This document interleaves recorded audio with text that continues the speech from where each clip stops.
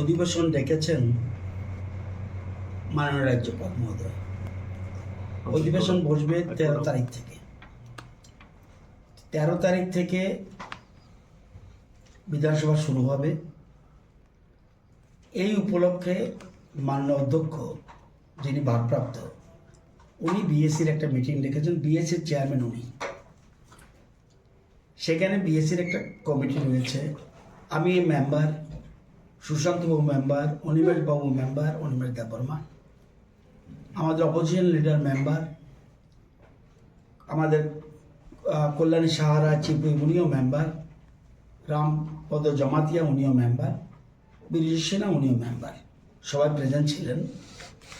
আলোচনা হয়েছে হাউস কতদিন হওয়া উচিত, কারণ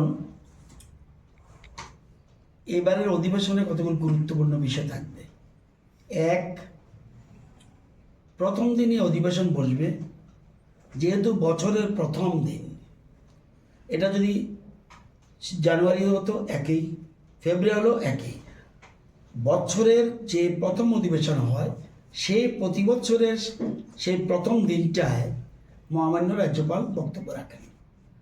রাজ্যবাসীর উদ্দেশ্যে উনি বলেন যে ওনার সরকার কী কী কাজ করেছে এবং কী কী কাজ করবে।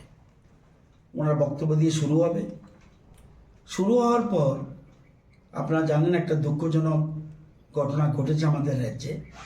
আমাদের বিশ্ববন্ধু সেন যিনি স্পিকার ছিলেন, উনি প্রয়াত হয়েছেন সিটিং অবস্থায়। সেজন্য ওনার শোক প্রস্তাব এনে আলোচনা করে ওনার প্রতি শ্রদ্ধা জানিয়ে হাউস সেদিনের জন্য শেষ হয়ে যাবে, সাসপেন্ড হয়ে যাবে।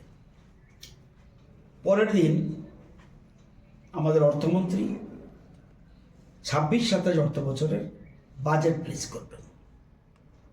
এটা হলো 16 তারিখ।